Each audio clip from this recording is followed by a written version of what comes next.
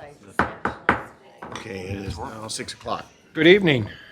Welcome to Grand Blanc Township Board Meeting for Tuesday, June 27th. And if we could all rise for the pledge. I pledge allegiance to the flag of the United States of America and to the republic for which it stands, one nation, under God, indivisible, with liberty and justice for all. Clerk Robertson, could you call the roll, please? I would be happy to call the roll. Trustee Hugo. Here. Trustee Fike. Here. Trustee Raridan. Here. Trustee White is absent. Treasurer Kilmer. Here. Myself, of course, I'm here. Supervisor Bennett. Yes. 6 members present, a quorum. Thank you. I will now entertain a motion for approval of the regular agenda. Motion by Ms. Hugo, supported by... Motion by Hugo, supported by Fike. Yes. Trustee Raridan. Yes. Trustee Hugo. Yes. Trustee Fike. Yes. Myself, yes. Treasurer Kilmer. Yes. Supervisor Bennett. Yes. 6-0, motion passes. Okay, at this time, we have public comment. Clerk Robertson, has anybody submitted a card? No, Mr. Supervisor. Okay. Anybody here for public comment? Okay, seeing none, we bring it back to the board, and we have some recognition that we'd like to take. Chief Burdette, good evening. Good evening. How is everyone? Good. So it's my pleasure this evening to introduce to you Ryan Goodyear, Alex Newton, Kyle Price, Bart Jones, Travis Stubel, Kurt Stewart this evening. You guys want to come? To receive their badges and swearing in as new part-time firefighters. Fabulous. This time, anybody that wishes to present the pins to their firefighter, please come forward.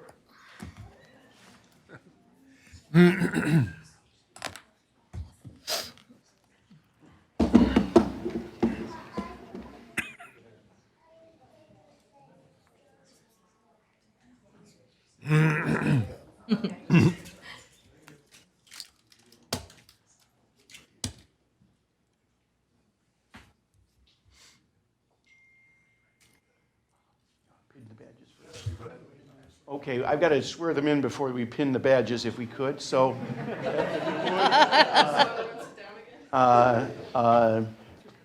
Just take a step back. One. Yeah, stand behind your, You're next to him. our wonderful people here in uniform. All right. All right, folks, if you would, raise your right hand and repeat after me. I do solemnly swear that I will support the Constitution of the United States and the Constitution of this state, and that I will faithfully perform the duties of the office of firefighter in and for the Township of Grand Blanc, County of Genesee, and State of Michigan, according to the best of my ability. So help me God. Congratulations. Thank you very much.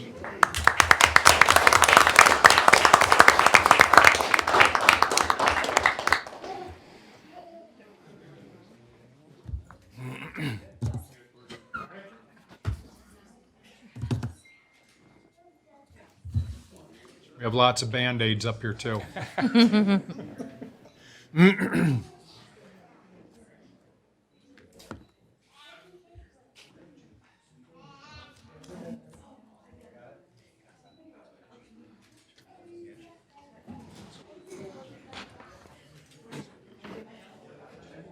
Oh, congratulations. Congratulations. Congratulations.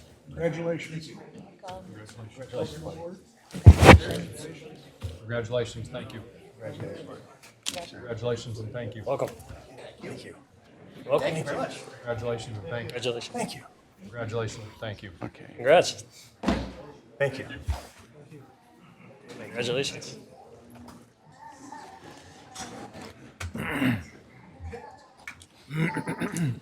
Okay. Clerk Robertson's gonna, we'll go ahead and start. Go, Dave.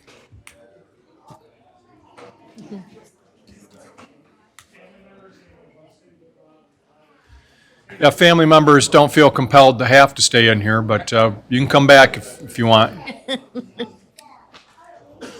Okay, we'll see ya.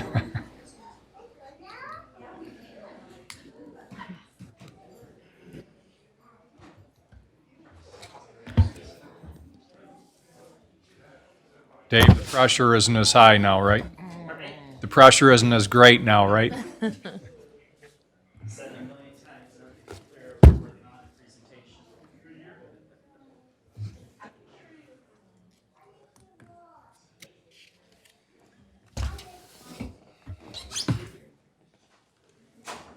Well, that certainly reduces the amount of hecklers available.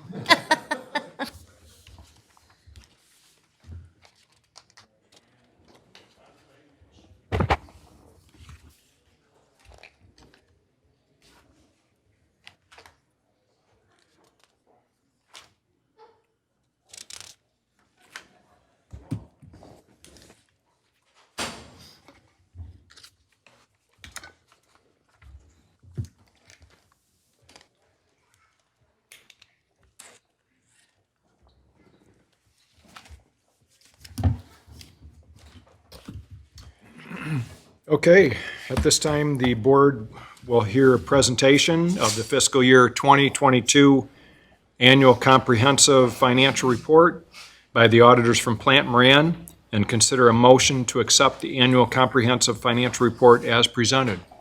We have Dave Halasek here this evening making the presentation. Thank you, Supervisor Bennett. My name's Dave Halasek. I'm an audit partner with Plant Moran. With me this evening is Keith Szymanski. He's a principal with our firm. And we're here to present the results of the financial statement audit for the Charter Township of Grand Blanc for the year ended December 31st of 2022. You should have in front of you this evening three documents, the largest being the Annual Comprehensive Financial Report. You'll also have some required communication to those charged with governance. And then I passed out just before this meeting a graph presentation that will be shown on the overheads, which as in the past will be a majority of the presentation this evening. Prior to tonight's meeting, Keith and I did meet with Township Management, with the supervisor, the clerk, the treasurer, the superintendent, and the finance director to go through the act for the comprehensive financial report in a great amount of detail. We had, during that meeting, there were certain things that we wanted to highlight that we're going to highlight this evening.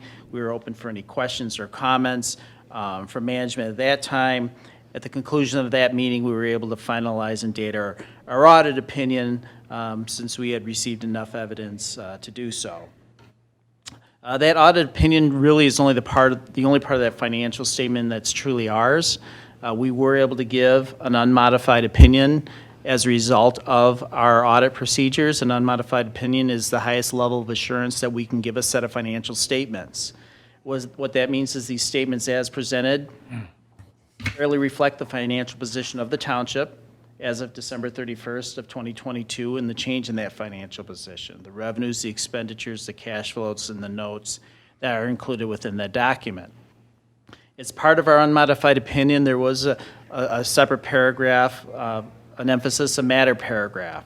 That emphasis of matter paragraph specifically related to the township's implementation of GASB Statement Number 87 as it related to the analysis and recording of either lease receivables or lease liabilities. This had been a standard we had talked about for a number of years. The finance department undertook that. What I'll say is a pretty heavy lift to go through some documents that probably hadn't been looked at for quite some time, determined the applicability to the township, and then took the appropriate steps to implement it in this year's financial statements. As a result of those efforts, we did not need to modify our opinion, and again, we were able to issue an unmodified opinion this year. So with that, I'm going to turn over to Keith.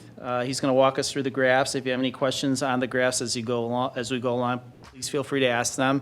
I'll then have a couple comments specifically on the statements, and then go through our required communication letter.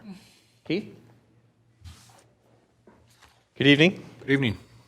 I'd like to walk you through just a few graphs to summarize the financial results rather than going through the very large financial report document itself. So Diving right in, slide number 1, we have a 3-year history of revenue for the general fund.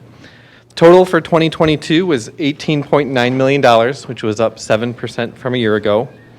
As you can see, property taxes are the largest source of revenue for the general fund. They make up about 56% of the total. That was up about 5% compared to the previous year, mostly due to increases in taxable value throughout the township. State sources, primarily state shared revenue, is the second largest revenue source, makes up about 20% of the total general fund revenue. That was up 19% compared to 2021, which is a pretty healthy increase, but it's important to note that includes the one-time census adjustment of about $237,000. Moving on to the next slide, where we have a 3-year history of general fund expenditures. Total here was $17.4 million, and that was down just slightly, about 4% compared to the previous year. The biggest reason for that decrease was in the public works category. In 2021, there were about $600,000 of special assessment projects, and not quite that amount in 2022. Also, public safety accounts for 55% of total expenditures. So those are both trends that are very consistent with most local units of government throughout the state of Michigan, in which property taxes are your largest revenue source, public safety is your largest category of expenditures. On the third slide, we put some of that information together. And here we're charting unassigned fund balance in the general fund compared to the year's expenditures. So there are up to 5 categories of fund balance presented for the general fund each year. In Grand Blank's case, there are small amounts of non-spendable and restricted fund balance, as well as $2.6 million that's assigned. And so with that assignment, there's no legal obligation that it be spent for those purposes, but township management has indicated to the readers that they intend to spend that amount for particular purposes going forward. So that $2.6 million is assigned for capital projects and post-employment benefits. After all of those categories of expenditures, there is still $3.1 million that's left unassigned. That's available for any form of future operations. And as you can see, that accounts for 17.7% of current year expenditures, which is up about 5.5 percentage points compared to the last couple of years. So overall in the general fund, happy to report revenue was up slightly, expenditures were down a bit, and the township added to its general fund balance.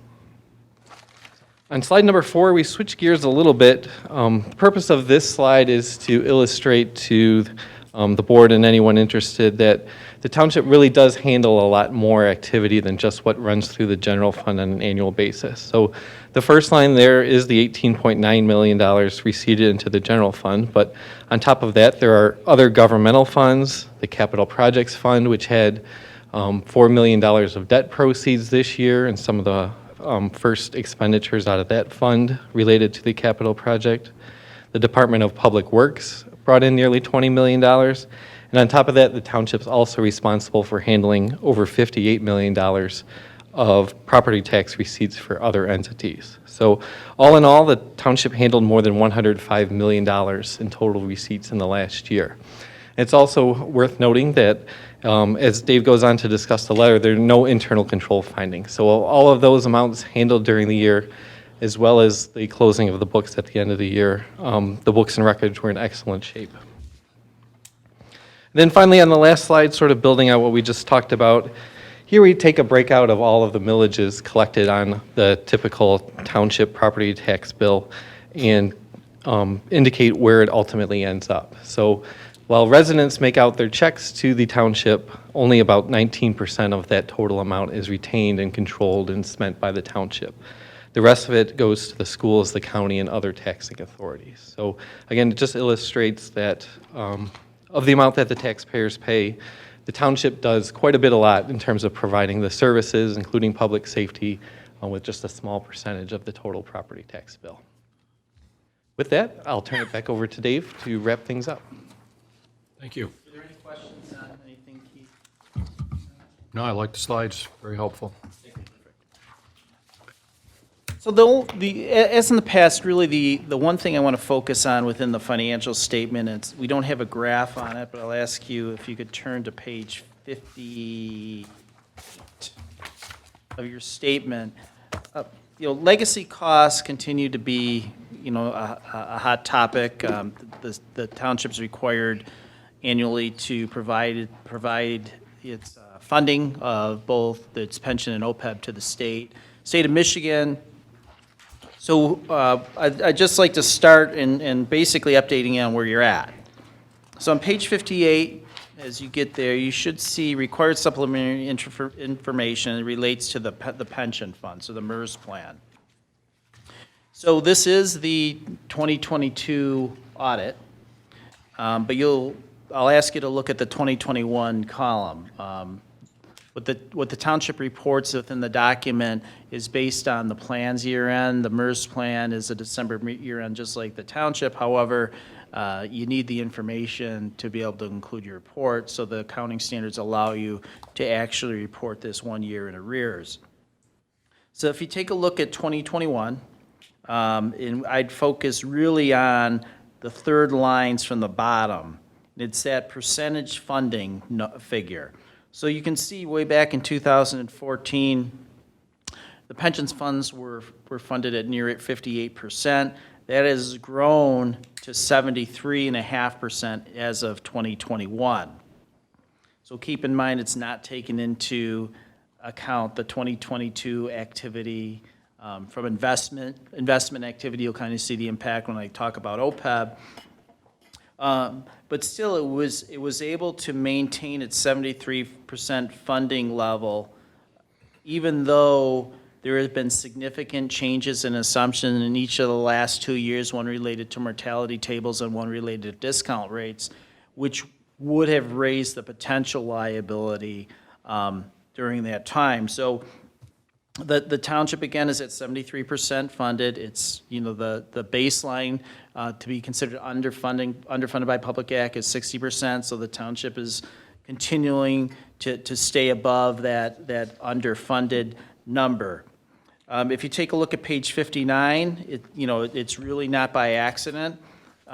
You've been very prudent at times when you had the ability not to only make the required contributions, but really on page 59, if you take a look at that first bolded line item that says contribution excess, this is contributions that the township has made to the pension plan in excess of the required contributions. So the township's not really, operating on a pay-as-you-go method from a contribution standpoint, but when it has the ability and the resources, it's trying to fund that unfunded liability as well. As it relates to the OPEB plan or the health retirement plan, the healthcare plan, we only have 5 years of information here. That's just because that's when the standard was enacted. Based on the way this plan is formulated, we are actually able to report it as of December 31st of 2022. So you can see in 2018, which it isn't that long ago. Dave, that's on 20. On What page are we on? I'm sorry, page 60. 60? Sorry. I just want to make sure. Page 60.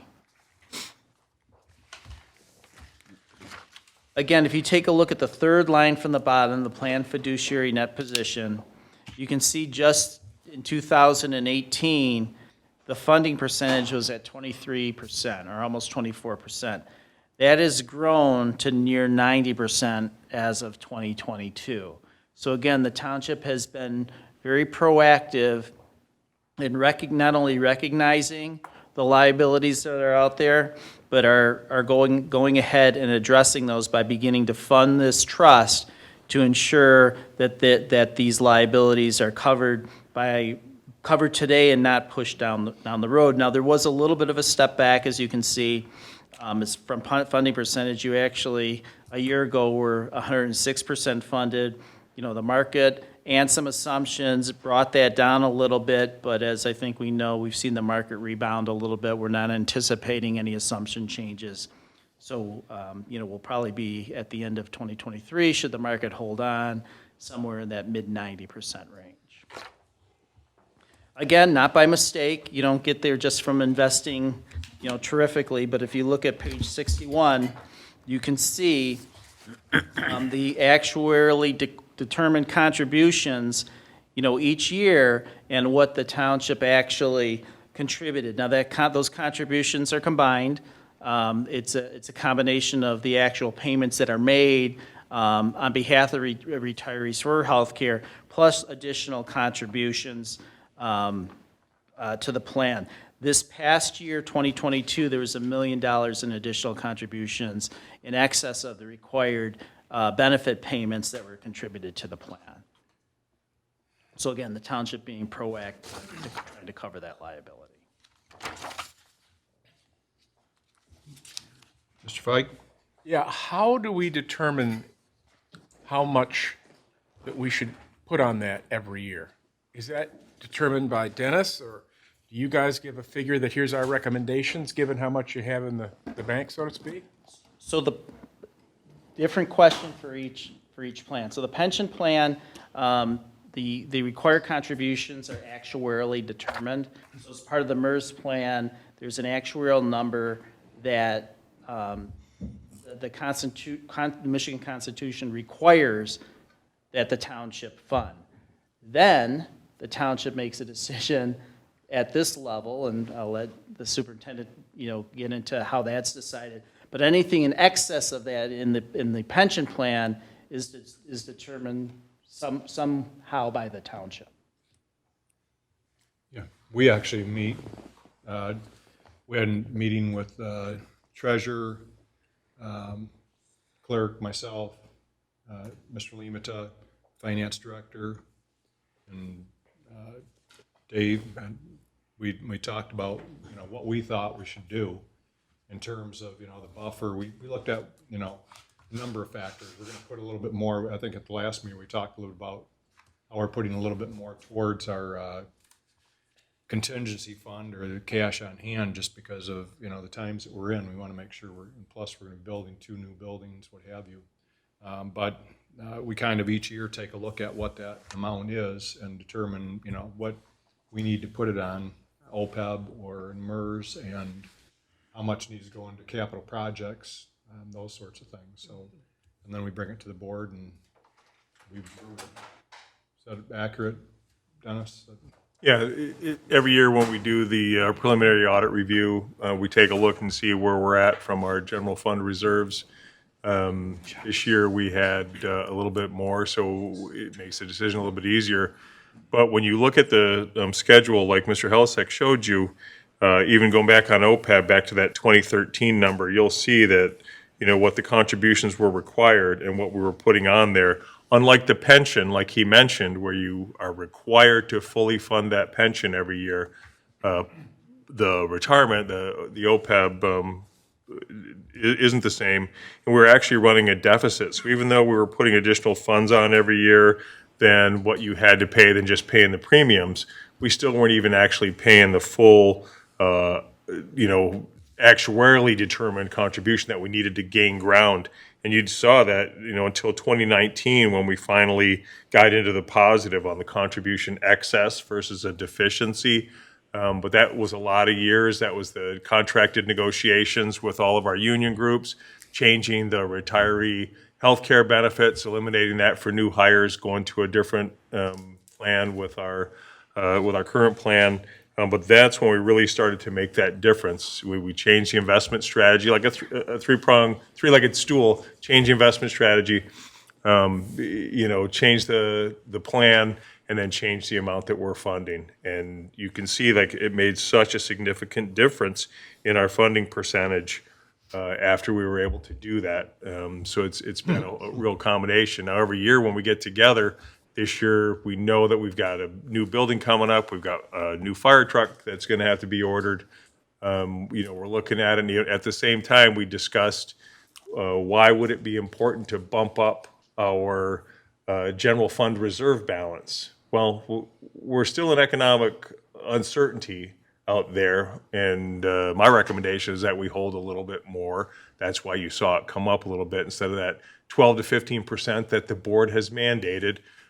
We pushed it up a little bit. We're like, it's okay to be closer to 20% on that. And then it's really a split. Every other year, we put some on the police defined benefit plan over the last few years, and we always put some on the retiree health care because that was the biggest hole we had to fill.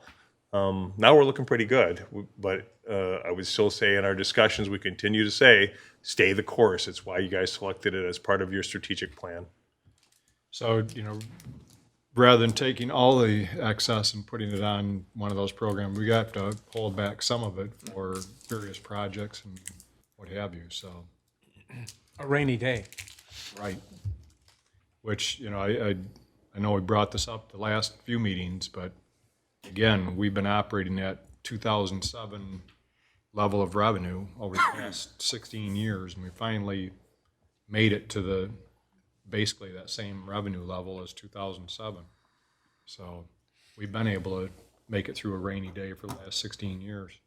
What you're hearing Dave say is that this was very significant progress. I mean, for this township to be able to, in spite of all that, and to not get back up to our even 2007 taxable value and and revenue levels, we were able to continue to attack from a variety of plans our unfunded liabilities, and it's paid off. It really shows that what you guys have accomplished in a very short period of time.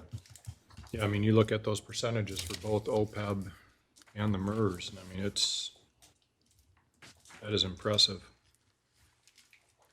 And at the same time, expenses are down and revenue's up, so it's even better.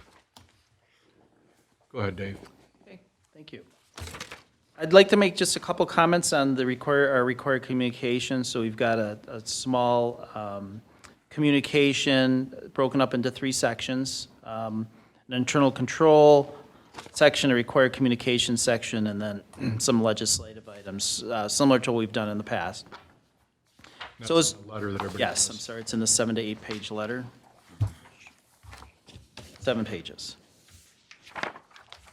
So the first section is the internal control related matters. So we do when we do our financial statement audit, we're offering an opinion on the financial statements and whether or not they're fairly stated. As part of this audit, we have to get a basic understanding of the internal control structure and determine, based on that structure, its ability to provide information from a reporting and recording standpoint, so that we're comfortable that the statements that get presented for audit are going to be materially accurate. So while we do that, we do assess the system, we do test the system, we do not opine on the internal control system. The standards, though, do require that if we come across something that reaches a certain level of a deficiency, that we put that in writing to this body at this time. So you'll see on the bottom of page 2, from an overall internal control standpoint, we didn't really run across anything that would have risen to that level. There were 2 instances that we are reporting out on this year. For a couple months, related to the bank recs, they weren't performed as timely as we would have hoped, primarily due to some turnover in the finance department, to be honest, and really just onboarding some of the new staff and getting them familiar with the way the bank recs were to be completed. When they were finalized, we did review them. We didn't see anything, any errors or anything that would have changed the reporting, but from a timeliness perspective, we do need to report out on that. Then the second item, excuse me, is really just a cutoff item. So when you're getting near the end of the year and you're actually starting to get some invoices or projects after the year end, you need to make sure that you're going back and looking at those invoices to determine what period they belong in this case, either 2022 or 2023. They're all projects they're all invoices that went before the board, so it wasn't a question of really existence, it was just what period it was being reported on. That's not really an operational type of item, it's really just dealing with the year-end cutoff. So as Keith had indicated as part of his presentation, we really do feel comfortable that the information that based on our audit, that the information that was brought forward to this board from finance during the year didn't require significant adjustments for us. So they, per se, they'd be really reliable from that standpoint when they're presented during the year. Section 2 the required communication to those charged with governance. So prior to the start of this audit, you would have received a communication from Keith and myself talking about what the audit was going to entail, the scope, the timing, what we deemed to be the riskier areas of the audit, and how we were going to attack those areas to bring that risk down to an acceptable level. We also allowed anyone on the board to contact Keith or myself if you had any specific questions or concerns or any areas that you wanted us to specifically look at. We take those communications when we do get them and do tailor our audit approach to address those items. What you're really hoping for is this communication to be as plain as possible, and I can tell you it is. If you look through here, really we talk a little bit about the fact that you properly implemented a new significant standard. We had no disagreements with management on the way that you were not only implementing that standard, but really any reporting or recording of financial information throughout the year. Everything, there was authoritative guidance on how you reported everything, and really just no exceptions to that matter. Then finally, the section 3, the legislative and informational items. So this is not required, and I know that the township gets a bunch of information from the associations that you're involved with.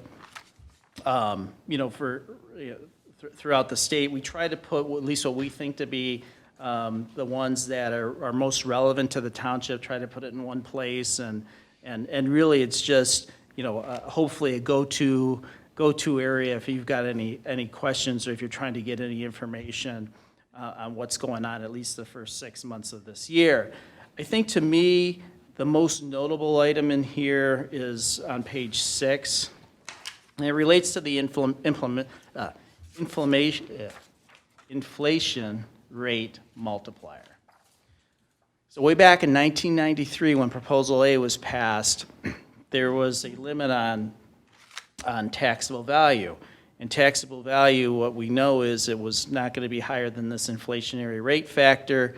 That is going to be the lower of 3 items: the increase in inflation, the 50% of really what the true cash value of property was, or not to be higher than 5%. The inflation multiplier for 2023 is 7.9%. This is the first time since implementation that's higher than that 5% cap. So there's a 5% cap really on same-store sales, we'll call it, if property hasn't been moved or improved at 5%. The inflationary index, which is what Headley has calculated, remains at 7.9%. So what we're anticipating actually for the first time, and sometimes from the gap, maybe absent some significant what I'd call uncapping or home sales, there should be an expectation, not that it'll come in, but there should be an expectation that there would be little, if any, rollback of Headley for this year's tax calculation.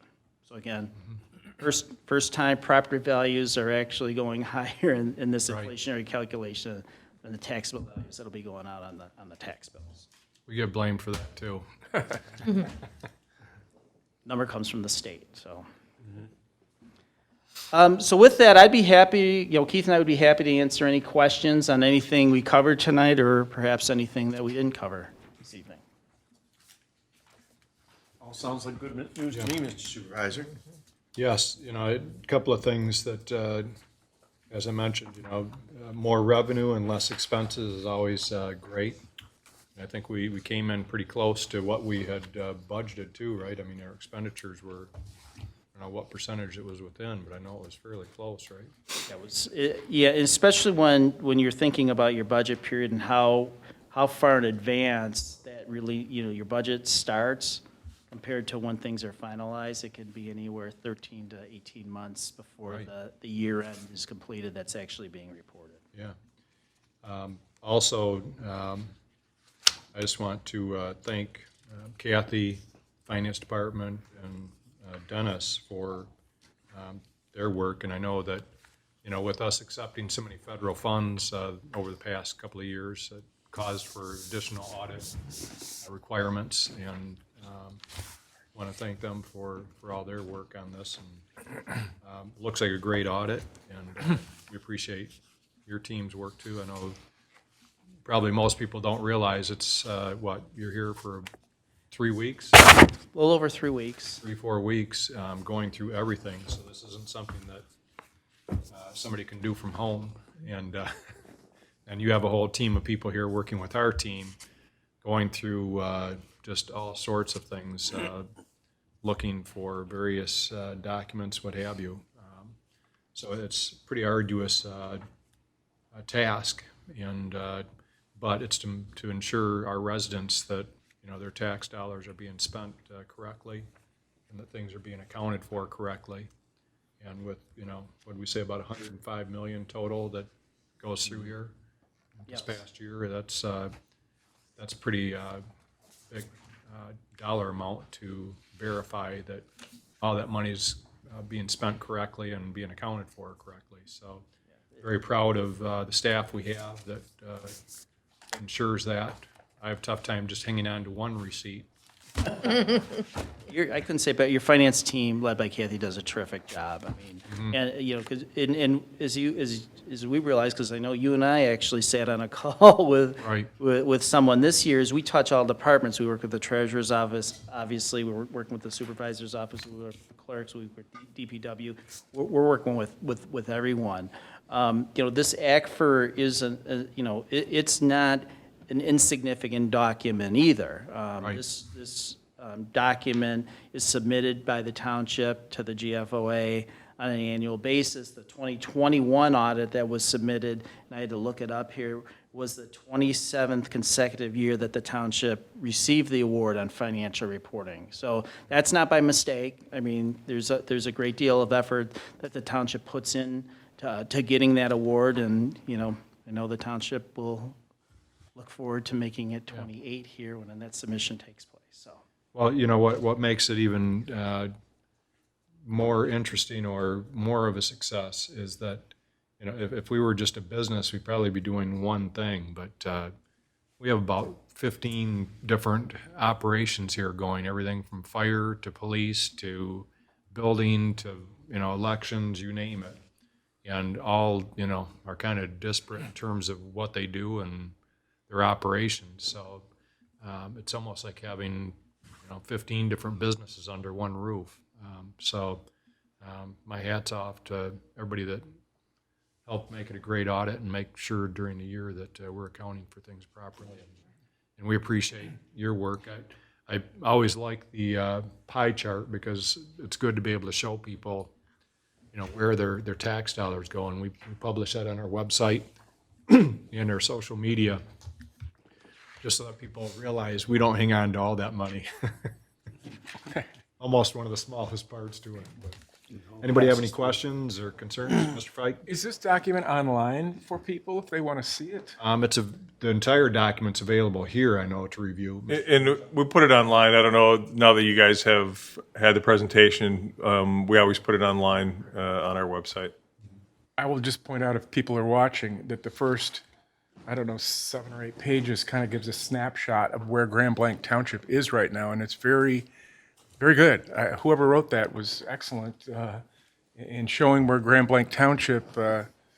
where we sit, and our Township there. our pluses, our minuses, and I was very, obviously the math is important later on, but this was a good snapshot of what's happening. narrative. Good narrative. That is, that analysis and that presentation is put together by your township manager. That's off to Kathy. Okay. Very good, Mr. Supervisor. Okay. All right. Thank you very much, gentlemen. Again, thank you, Dennis, Kathy, and your department for, I know we have some extra help coming in this year, so hopefully lightens the load a little bit, but we're also getting into lots of new stuff, so. Probably just spreading it further, but, okay. We will move on to approval of there is a consideration, that's our first privilege presentation, and now we have a motion to accept the annual comprehensive financial report. Okay. Mr. Fike, you making that motion? I will make the motion. Supported by Ms. Hugo. Motion by Fike, supported by Hugo. Annual report. Yep.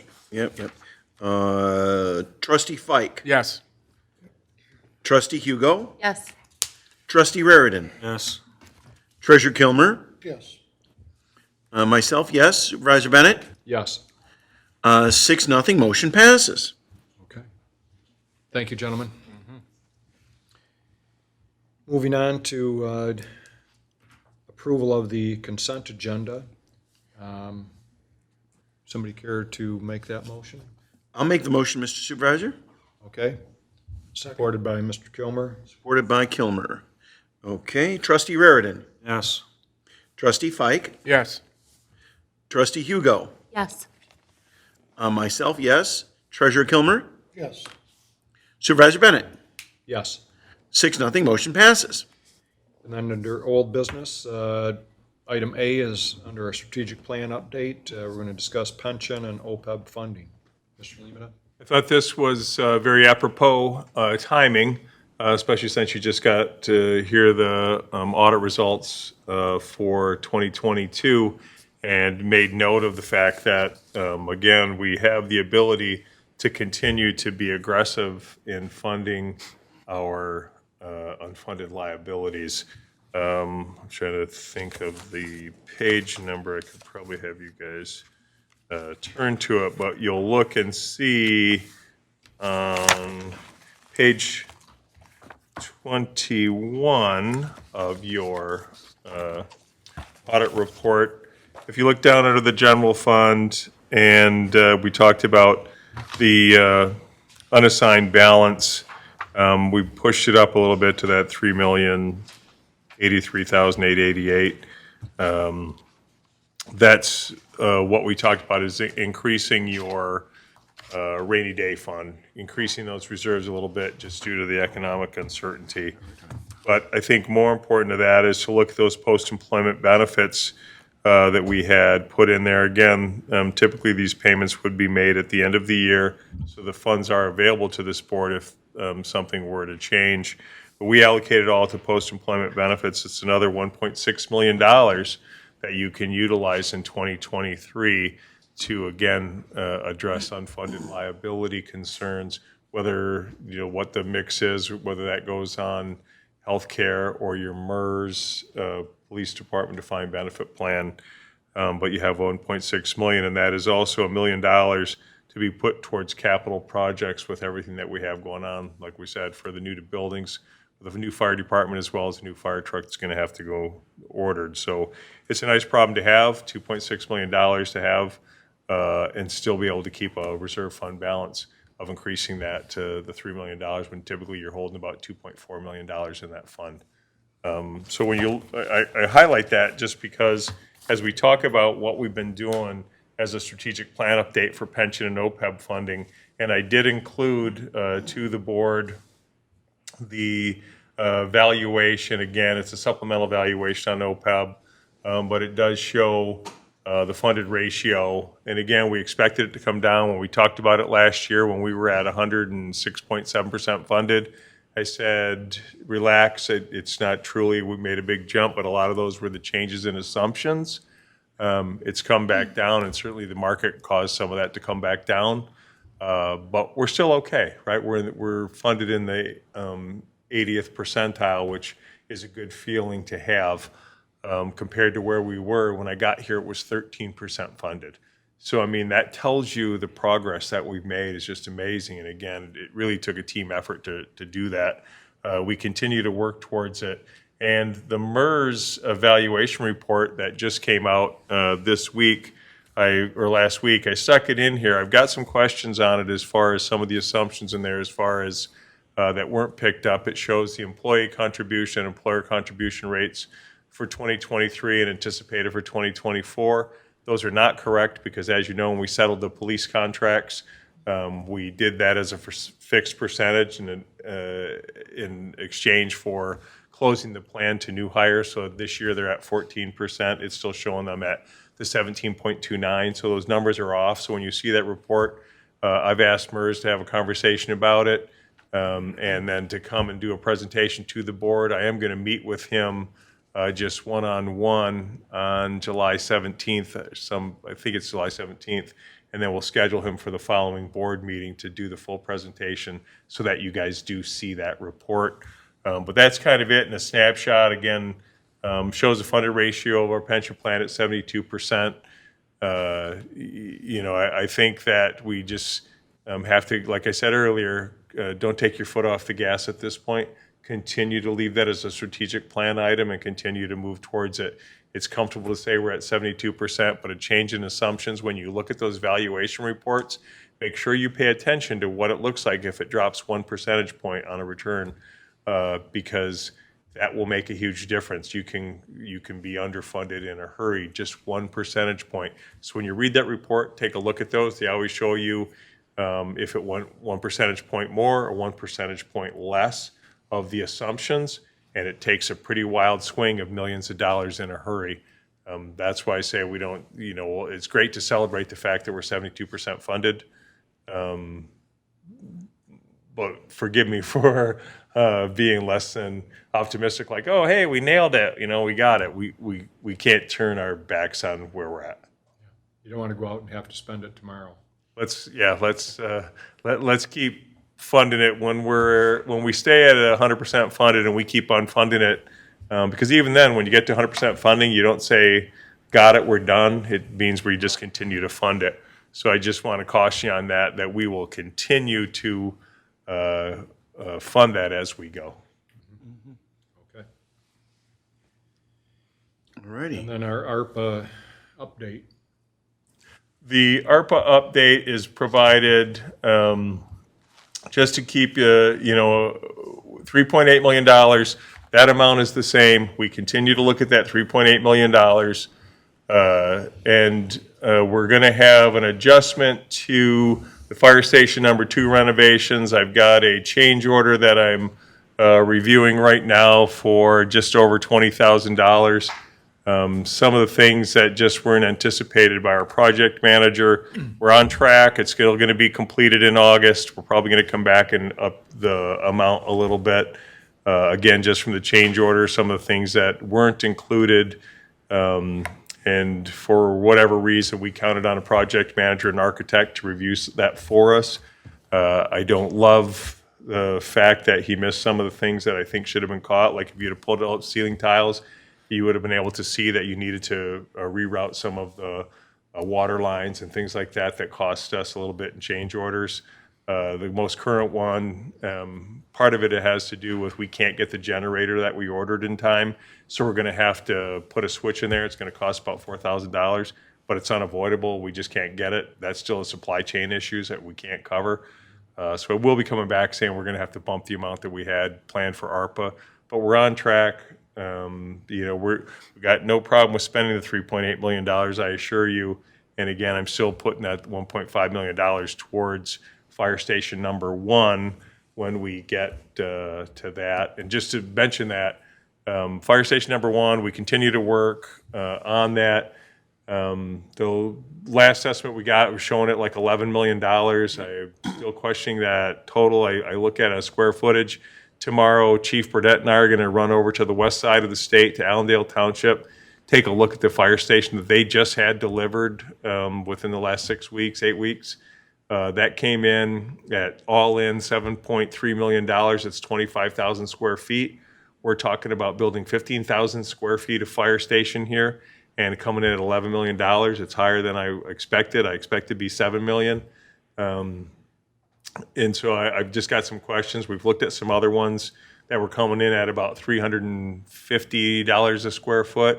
They're trying to show me a price at $733 a square foot. I just think that it's probably, it should be somewhere close to $450 a square foot, and I would be very, very happy if we came in at that.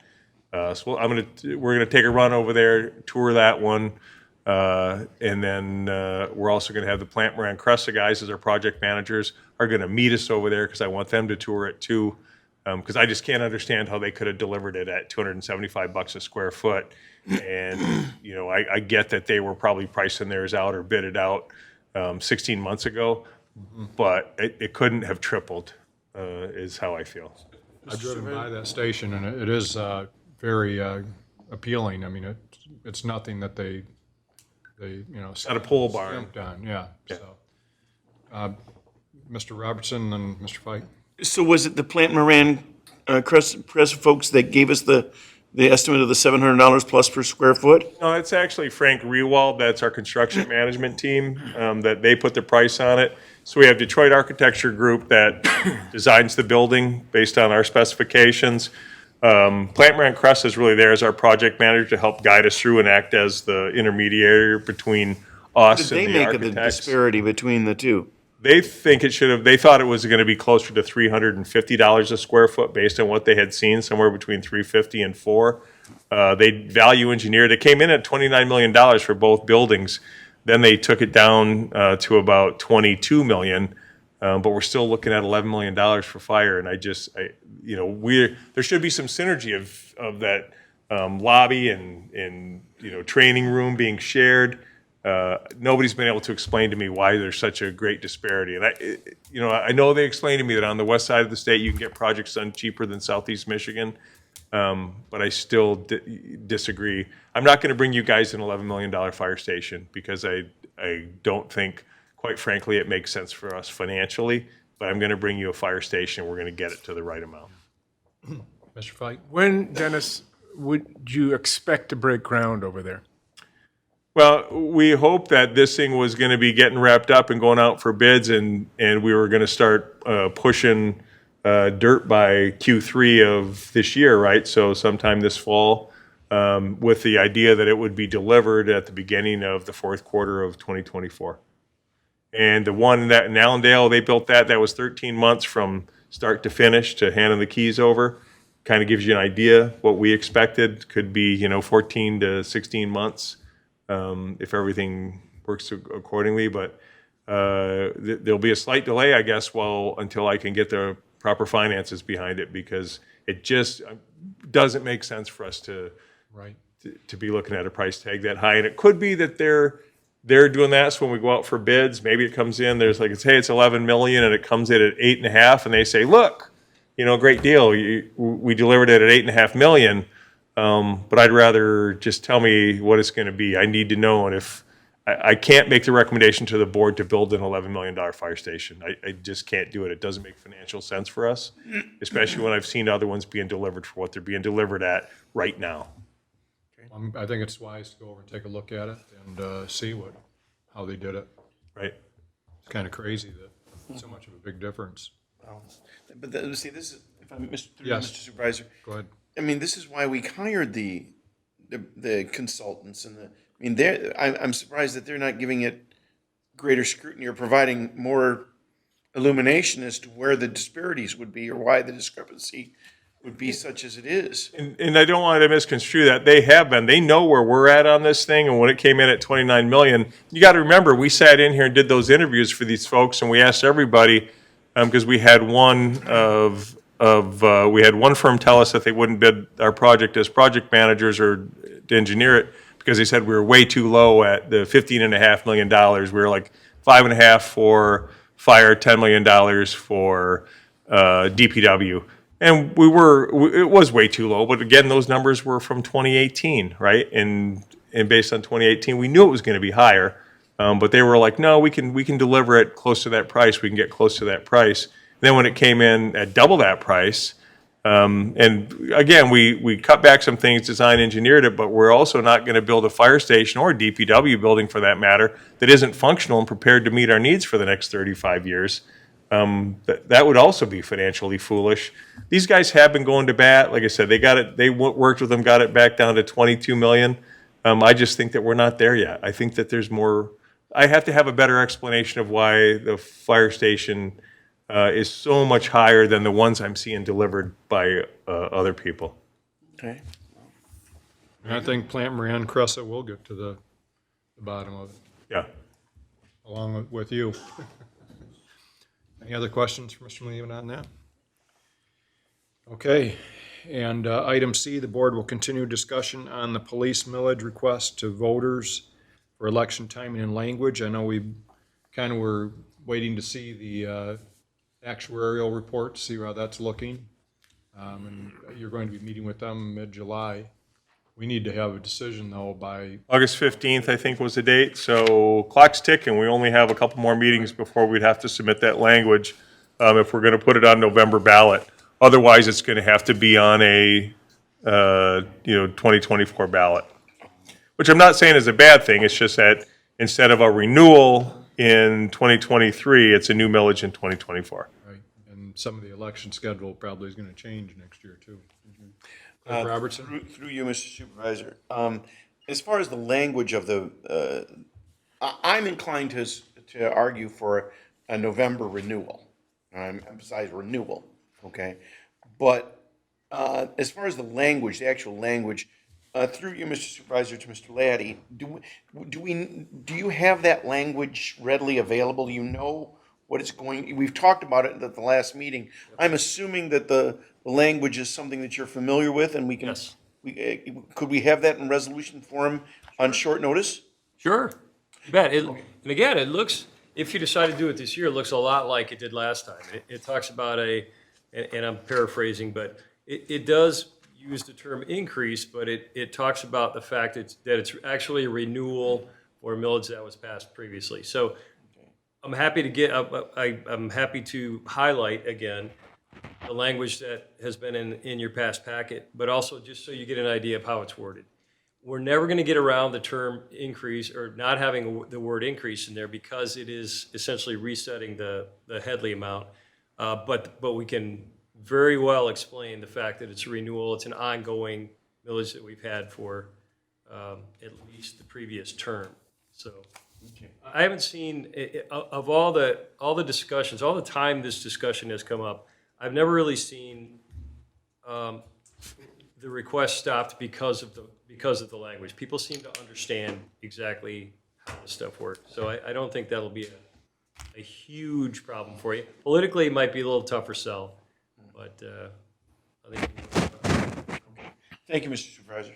Yes, Dr. Reardon? Could we do more than 5 years? Yeah, up to 20. Sure. I mean, wouldn't that be the smarter way to go instead of every, 4 years have to? Yeah.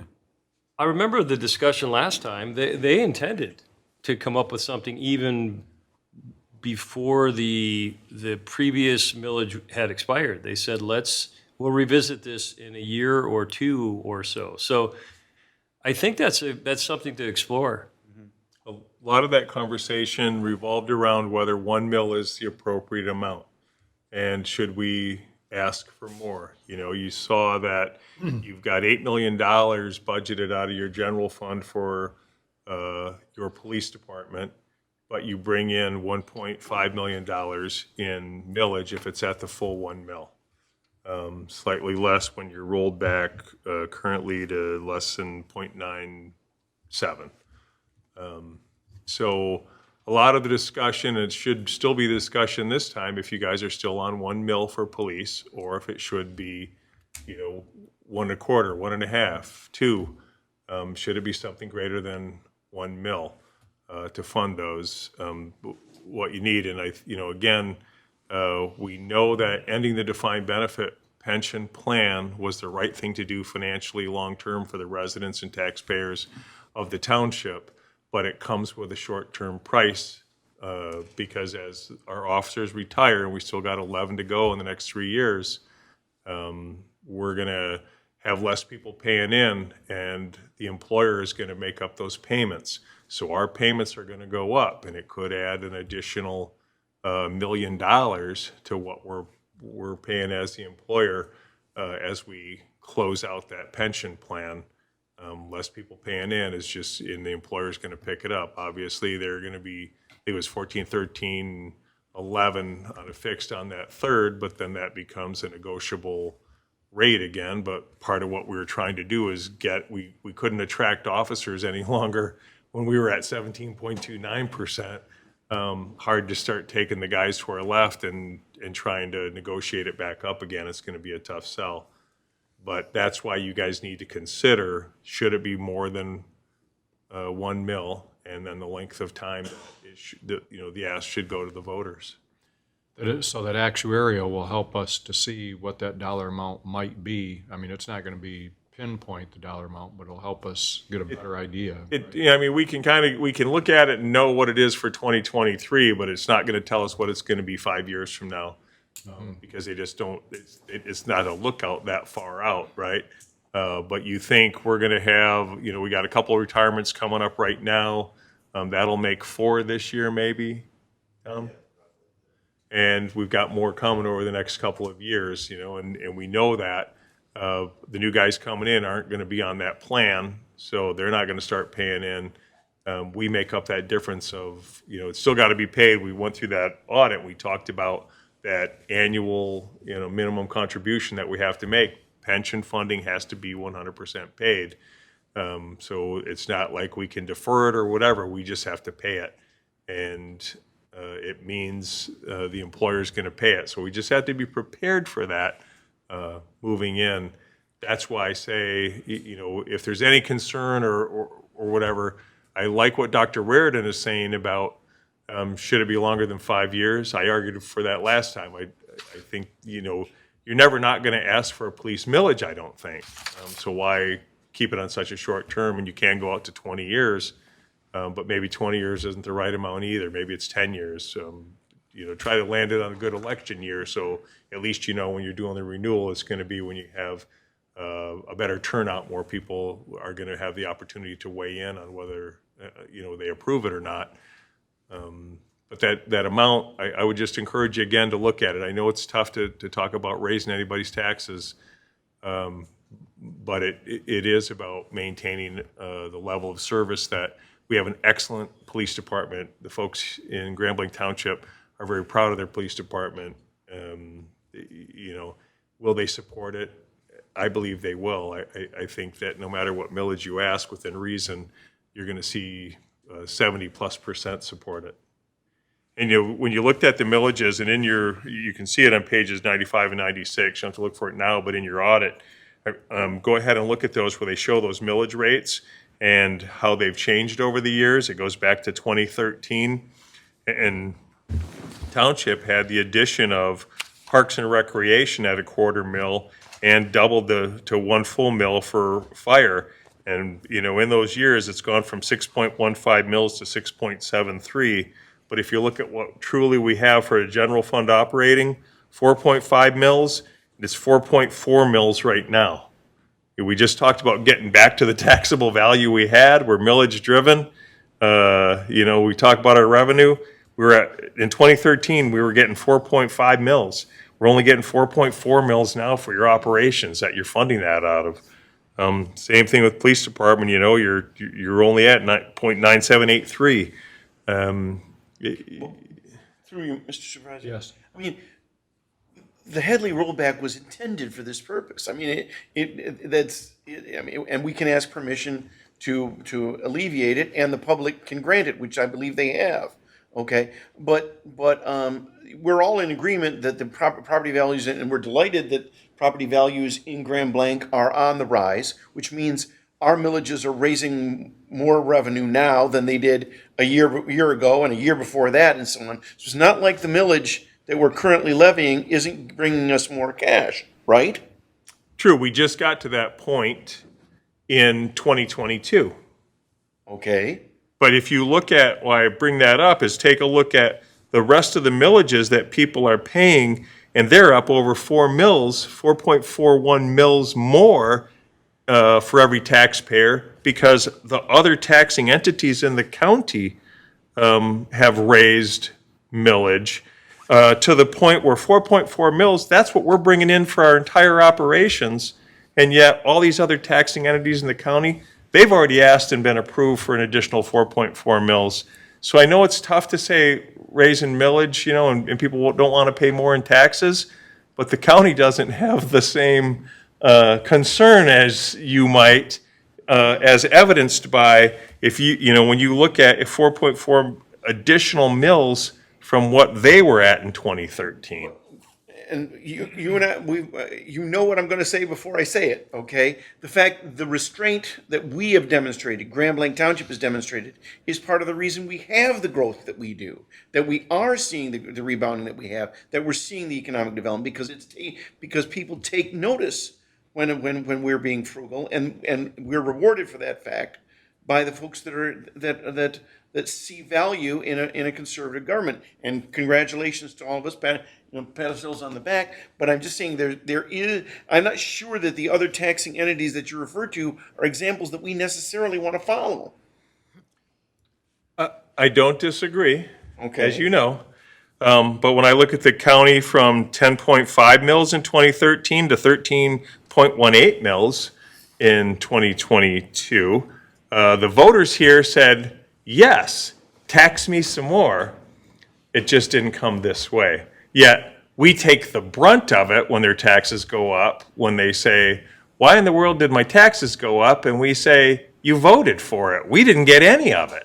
And it's that thing where I think, as part of your debate, as a good, healthy debate, you have to take a look at that and say, these voters have never met a millage they didn't say yes to for some reason, yet not for us, because we don't put it in front of them. And again, I'm not saying it's right or wrong, and I live here, I don't want you to raise my taxes either, right?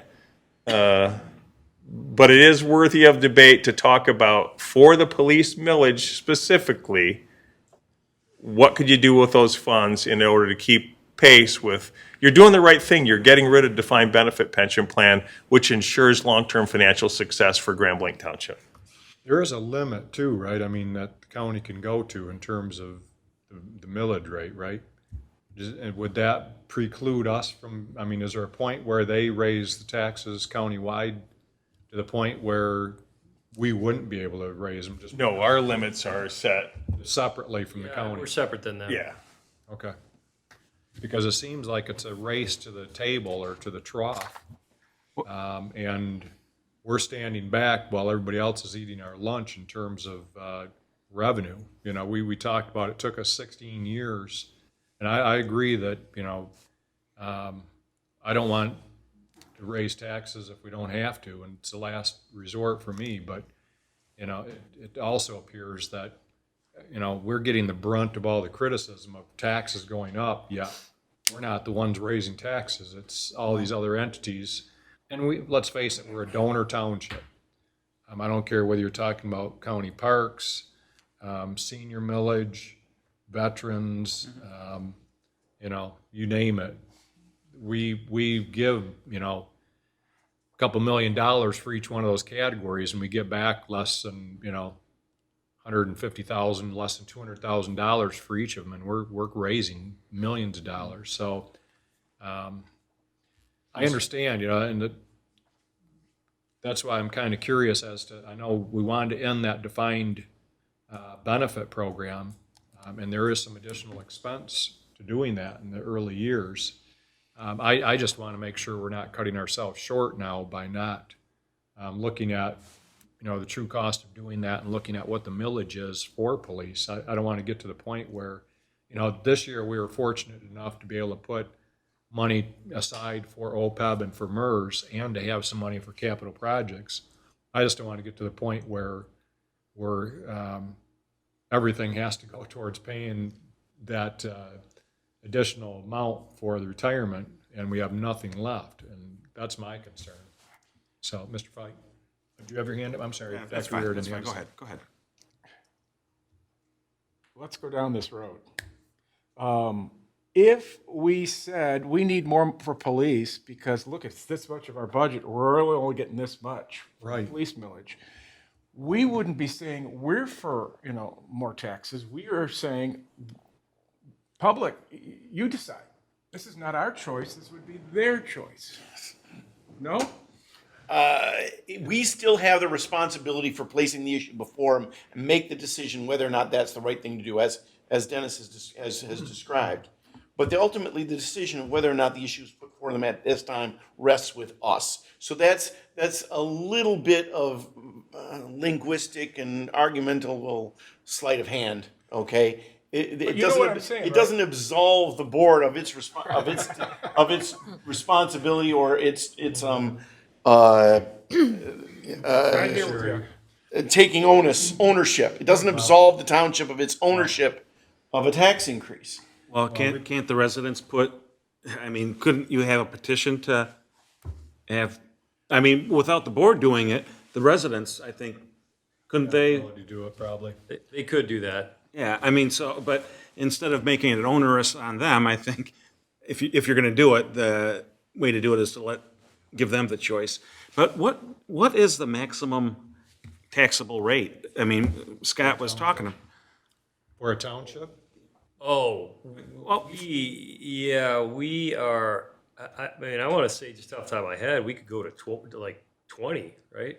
I don't think we can go that high. We can go to our 5 mills for operating, we can always levy.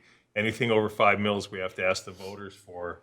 But I think up to 10, You think it's 10? yeah, then we're capped on where we can go. Cities have the ability to go up to 20 mills. But that's not for that's not the cap for extra voted millage. Yeah, I mean, it's not 20 though. We can't get up to 20. So I think for the sake of a specific extra voted millage for police, I mean, what's the highest you've seen? 5? I mean, you're nowhere near what you could go to. Right. yeah, I guess Supervisor Bennett brought out a point. At what level can the county keep on, having these millages? I mean, is there There's a limit for them as well. I don't know what that is. There's a limit to all of us that you can go to, but there's also a limit as far as the court of public opinion. Bingo. And I say, you look at even at a homestead, you got 100% homestead on your house, and right now you're at 39.5 mils, non-homesteaded 57.5 mils, which businesses are paying. It gets to the point where, I have to play a little bit of devil's advocate with pushing you guys to consider increasing it, but at the same time, when you start to compare us with all the other municipalities around us in the county where people have a choice to locate a business or live, we're not the cheapest, but it has nothing to do with what we take in for operations. It has to do with the other county taxing agencies. And that's what makes it tough is we're saying, well, we should be getting another couple mills. But now suddenly, if I'm pushing this up, above 40 or 42 mills for a homestead residential taxpayer, is that too much? Through you, Scott. Yeah. I mean, yeah, but the fact is, even being sympathetic to the argument of the fact matters, we get crowded out by the schools, okay, and the other countywide millages that have been passed that honestly were put on the ballot and passed so that the county government could free up money in its general fund revenue to cover its unfunded liabilities, which are nowhere near as well covered as what we have done in this township. So let's, we can point to other taxing entities that have asked for and received, okay, but maybe the votes didn't come from Grand Blanc Township for some of those countywide millages. Maybe they did, but at lesser percentages. I mean, there is a downside to raising taxes. We cannot, you've heard me say this before, and I'm going to keep on saying it. Because if we can survive and continue to thrive with all the growth and the success that we've had with our DDA and with our and all of the things that we've done there, then we should do everything we can to do that because it's to our advantage I don't to think continue anybody. to show that yeah. to the public. I don't think anybody here is, eager to do it. I think, the one thing that I look at, paying my taxes and living here as an investment. For a lot of people, their home is a major investment that, some of them it's their largest investment and probably most. But, protecting that investment is worth something too. And for me, if it just means, hey, you know what, I want to live in the cheapest community I can find, I'm not sure that value is going to be protected. And, I think as fiduciaries for the township, my concern isn't just looking at the budget, it's looking at where is our township going? And I just want to make sure that we're not cutting, we've got people, that want us. I know I got into it on social media with a few people, and it's like, what I'm hearing the public saying is that, because I had somebody say, well, are we going to start cutting taxes now? And it's like, what I'm hearing is that people want a lot of amenities that we haven't been able to afford for years. And, over the last 16 years, while we were operating on, revenue that was probably similar to 2007 or less, we deferred a lot of things. Parks, we have people that want, everything fixed up out there. We've got, pathways we want to put in. We've got subdivision streets that people want us to help contribute to, you name it. And so I said, I don't see where we can cut taxes and pay for unfunded liabilities and do all these things at the same time. And that's what I want to make sure of. I'm not looking for a way how do we raise taxes? I'm looking at how do we cover everything that we want to be able to do. And that's the bottom line. Yeah, so, number one, I am not for raising taxes. I really am not. But if we could find out, Grand Blanc, for instance, can have 10 mills, right, roughly? City? Or City of Grand Blanc? The township. Let's say, Okay. let's say our mills, yeah. maximum is 10, correct? Yeah. How much is I'm curious, is how much the maximum the county can levy through whatever they're doing, and then the school district, and it just seems to me that we are, if there is a maximum together that can be levied, and the county takes it all the way up, and the schools take it all the way up, are we really hurting ourselves by, like Scott said, they're eating our lunch because they keep on going for these renewals, and there has to be a maximum number someplace. I had heard, and it's not anything I have in writing, but I have heard from somebody in the past that the county, if they have, a few more millages, they're going to reach their maximum. I don't know what that is, but apparently we're moving towards that. So, and I've heard of, there has been talk in the past of some other millages possibly coming, which, one of them I'm not in favor of.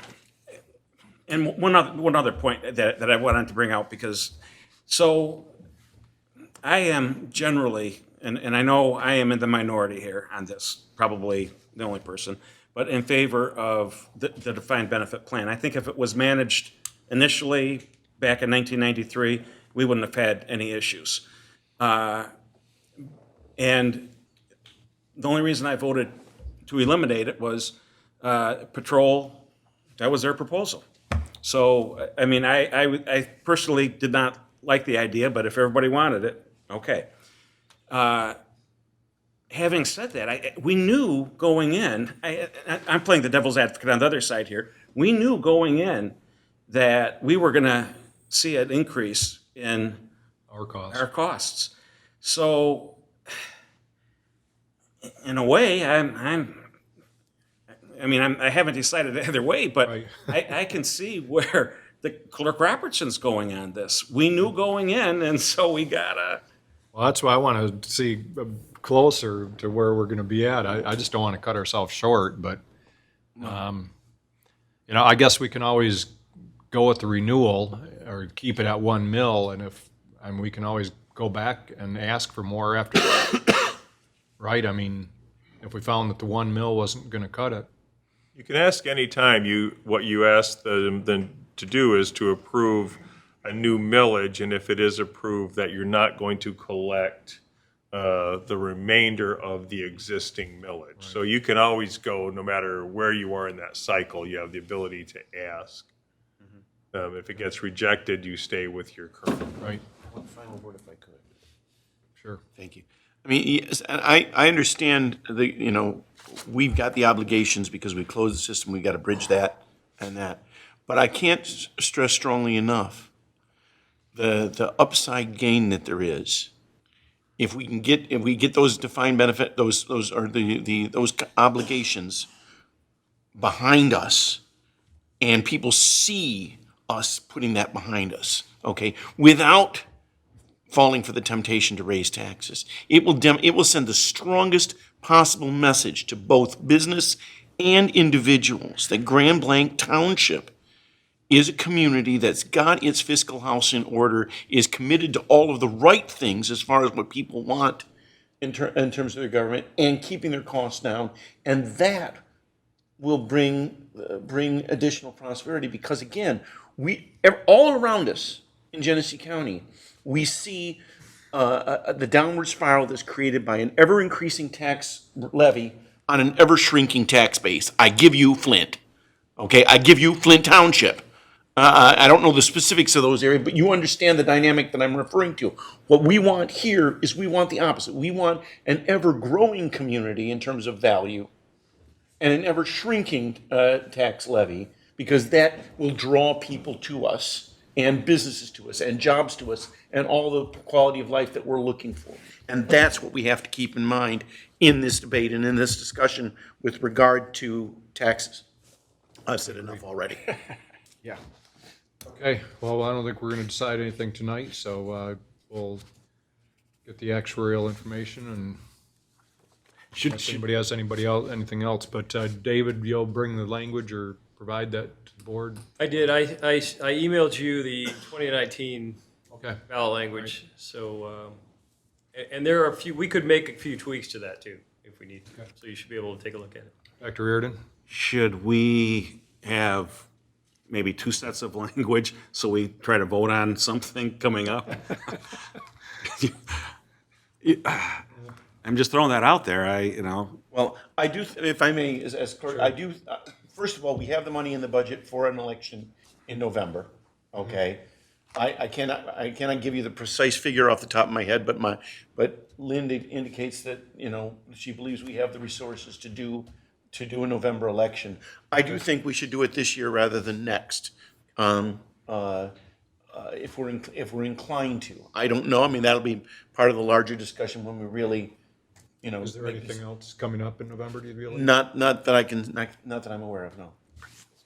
Okay. But we do have, my point is, we do have the resources, the finances in the clerk's budget to administer an election. right. I can get you the figure tomorrow.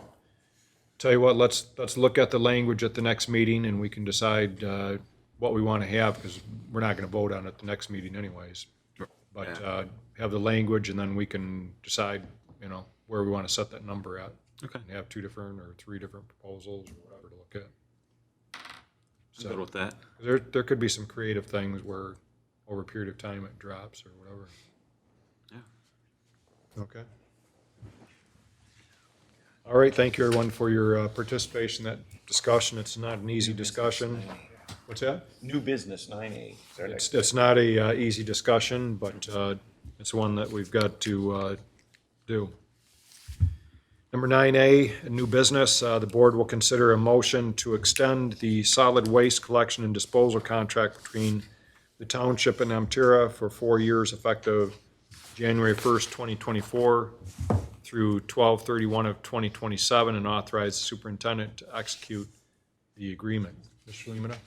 3 weeks or so ago, Amtera came and approached us. Apparently, they were making the rounds of all of their municipal customers and presented a document that I did include in the packet about their increased costs, and asked for an increase to be effective immediately, just because they're having a hard time making ends meet. They said their costs are up about $3.24 per stop.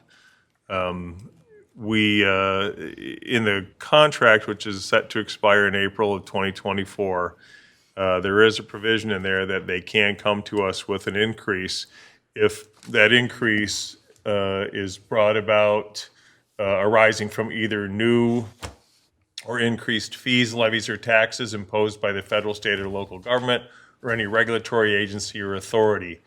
They had really put together, and they had to provide those as a document to us, they really put together the reasons of labor, fuel, supplies, et cetera, and I argue that that does not constitute additional fees, levies, or taxes imposed by state, federal, or local government.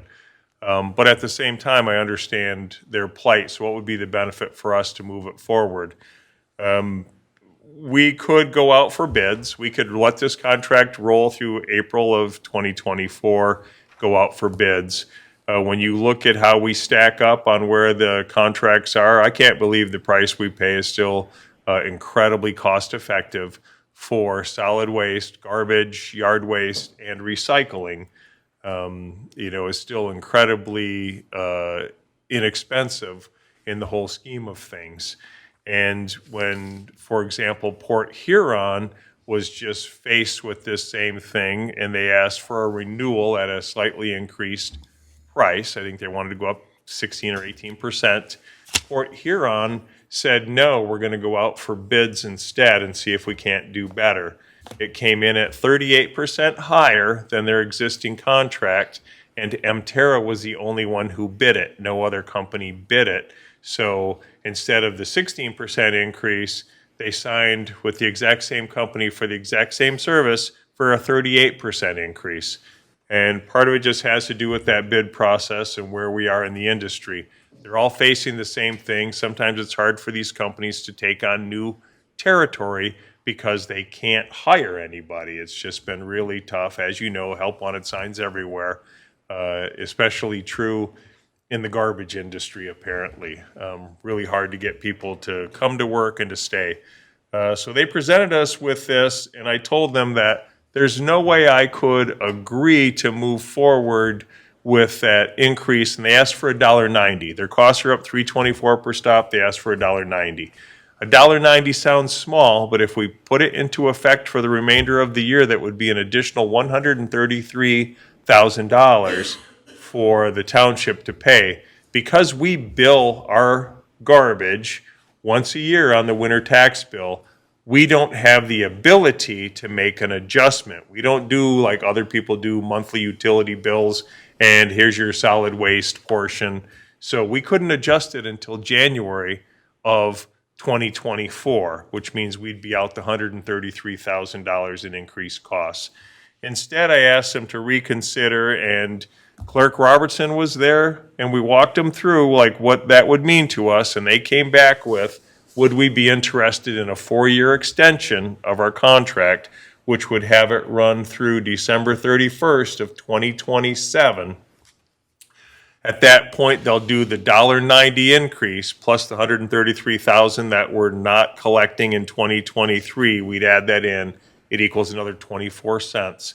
It would be an 18% overall increase to our garbage customers.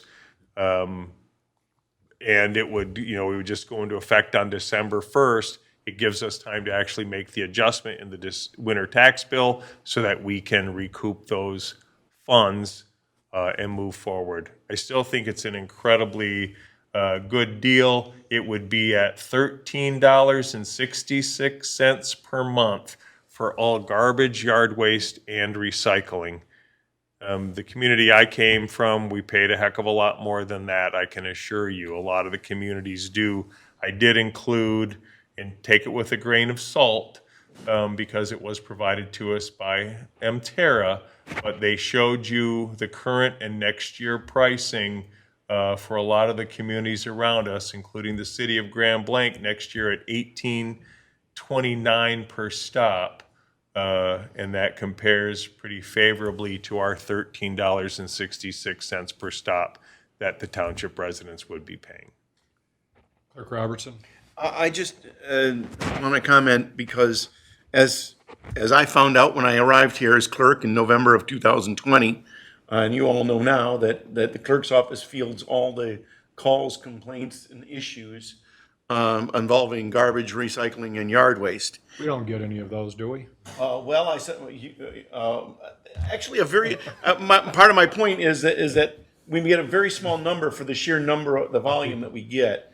And my comment is very simply this, is that I have found Dan Garman, the representative, and I said this at the meeting and I'll say it publicly, I found him to be extremely attentive to any issue that I or my staff in the clerk's office bring to his attention.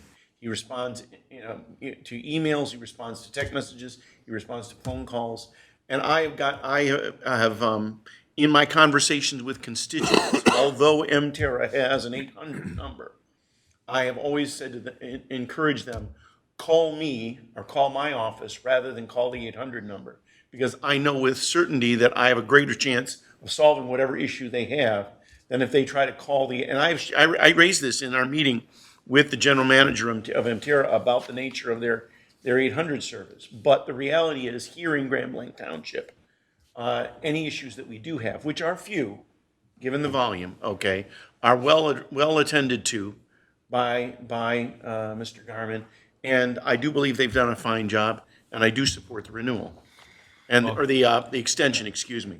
When you look at, like Mr. Lehman mentioned, what the city of Grand Blanc is paying versus the township, I know that other communities right around us, I've seen what they're paying, and I'm kind of shocked that at the price that, we're substantially less than them.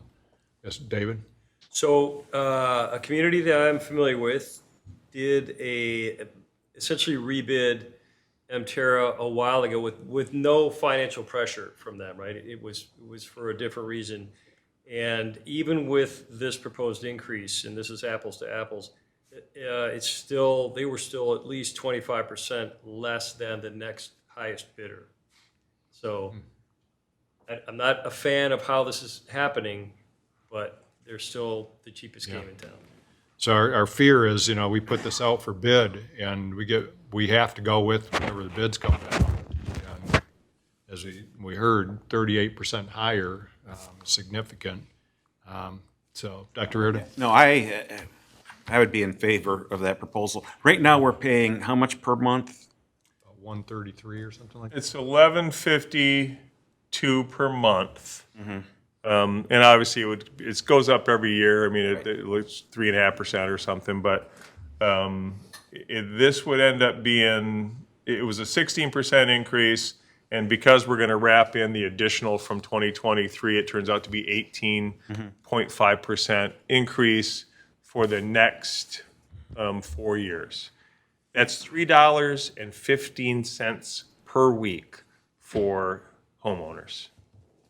Yeah, I was just going to say that, I think they do a pretty good job. I mean, I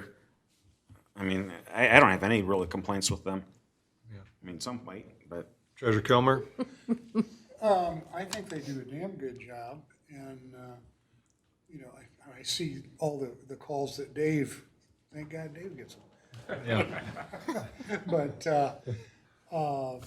has to deal with and stuff, and most of it is people's own, they create their own problems. But the only thing that I really object to is that their dump site is out in Timbuktu. I mean, to go way up there, how far is that? It's gotta be at least 20 miles. They probably could make it closer, but it's going to cost us a lot more, because they've got a contract with where they take it, and I'm sure they go where they can find, the fees are the cheapest.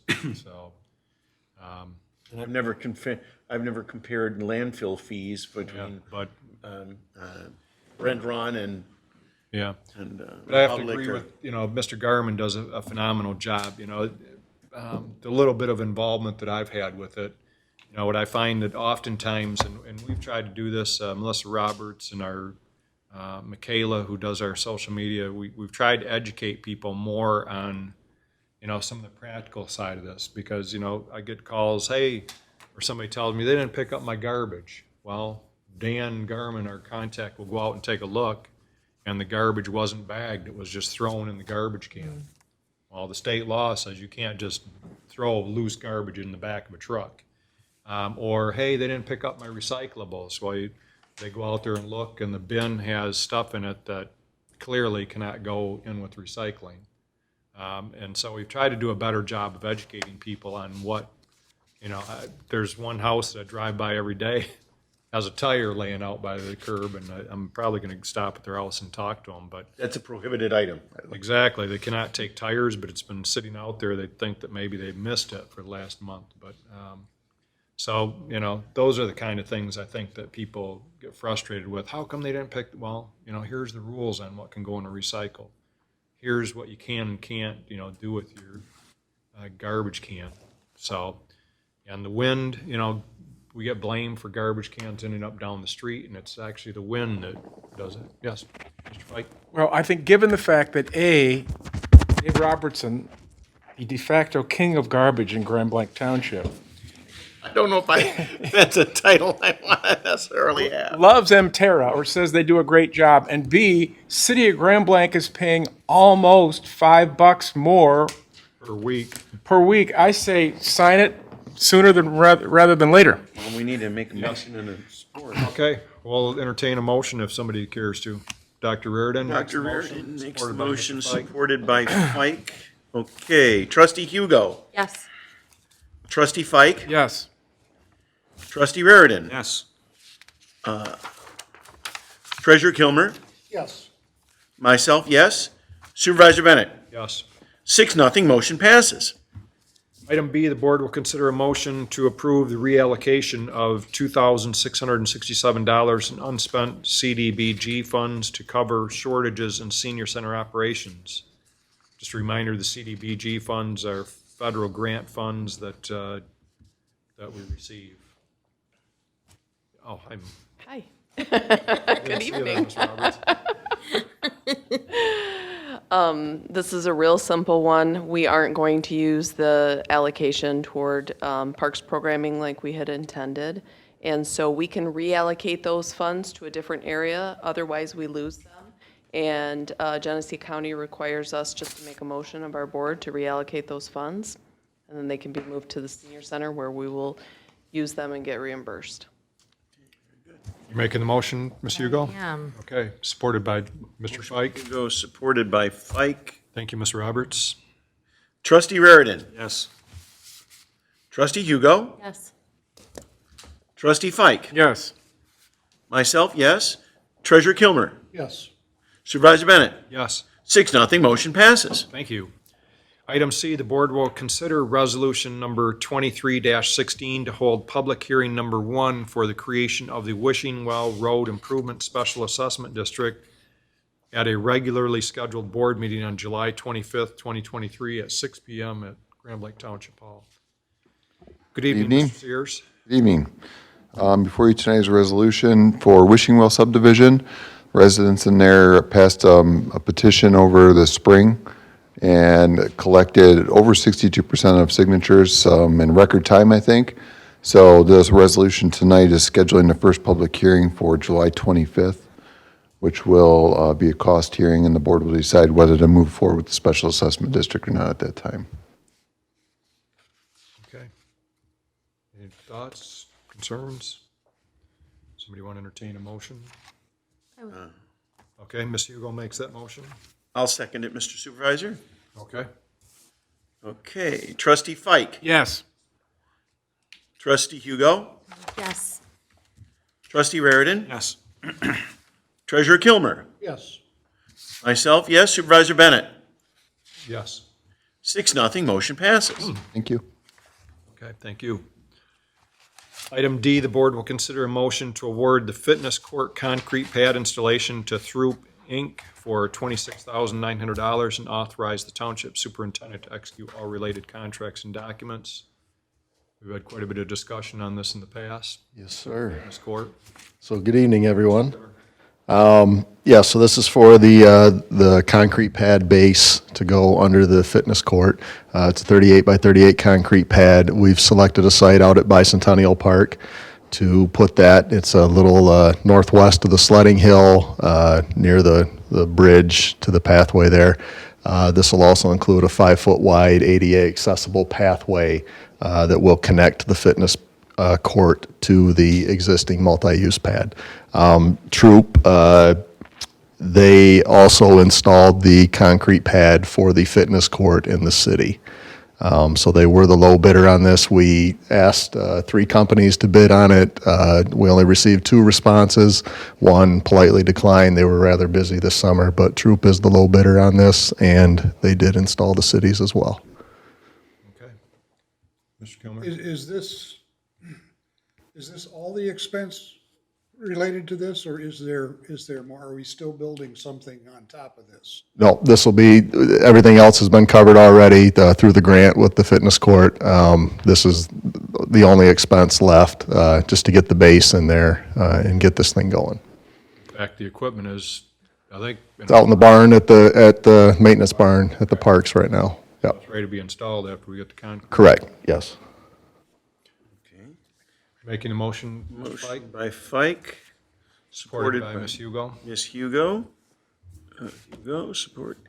Reardon, Yes. Trustee Reardon, yes. Okay. Trustee Fike? Yes. Trustee Hugo? Yes. Myself, yes. Treasurer Kilmer? Yes. Supervisor Bennett? Yes. 6-0, motion passes. Item E, the board will consider a motion to approve the bleacher installation quote from Bleacher Pro LLC for the amount of $12,500 and authorize the township superintendent to execute all related contracts and documents. Okay, so this item before you, we purchased 10 ADA accessible bleachers for use out at Bicentennial Park around the softball fields. We are installing 8 of them currently at this time. 4 have already been installed by the Public Works Department. We thank them for their time on that, but they also have things they have to get done this summer as well. We're looking to get at least 8 of them installed at the lower quad and upper quad in time for the Fire Sticks tournament, softball tournament that's coming up after the 4th of July holiday. So we have 4 of them to complete still.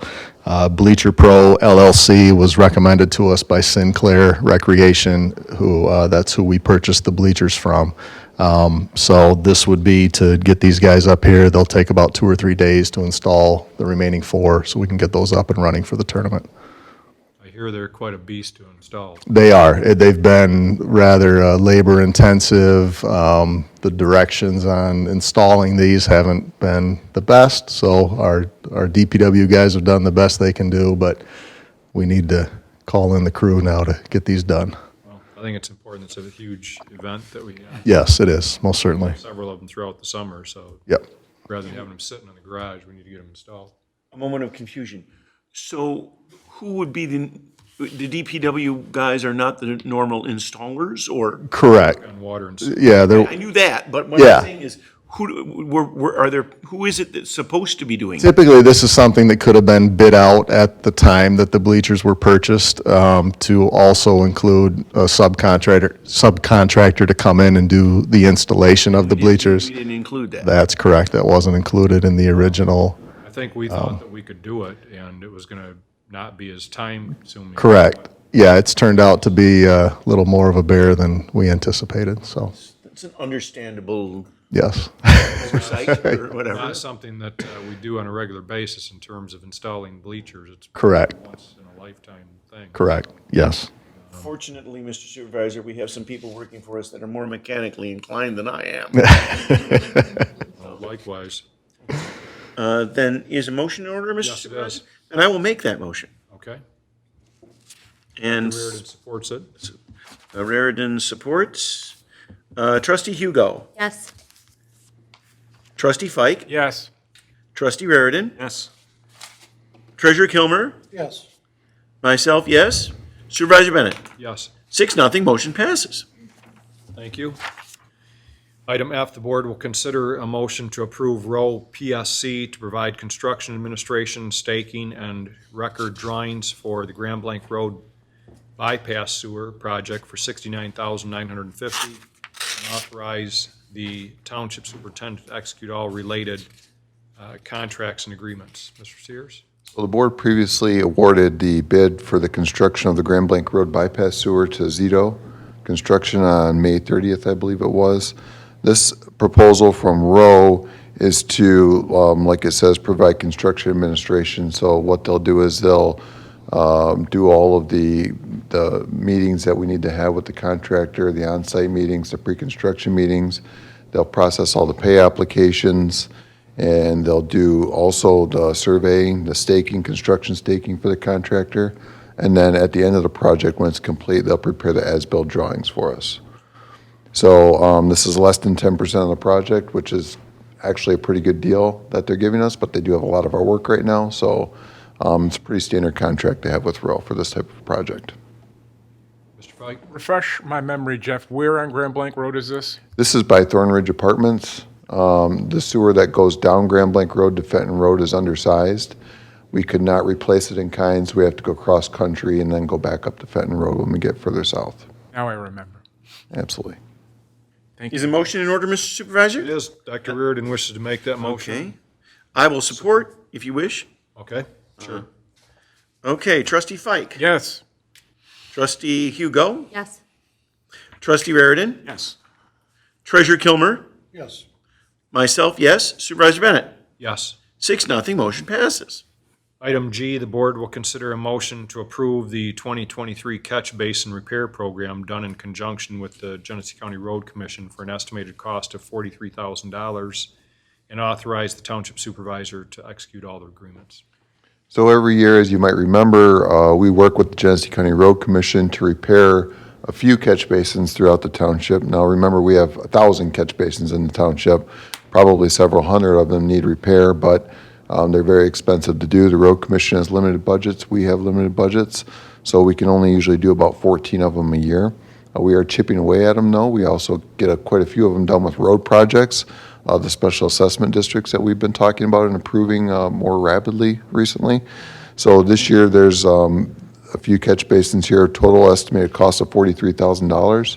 That's the township share, and that is the high end of the cost. They estimate them high. Generally, the costs come in lower. It is a budgeted activity for 2023 and beyond. Any questions or concerns? No, we've done this many times before. Yes. Well, a motion would be in order then. I'll make that motion. Supported by I will Ms. Hugo. support Ms. Hugo's motion. Okay.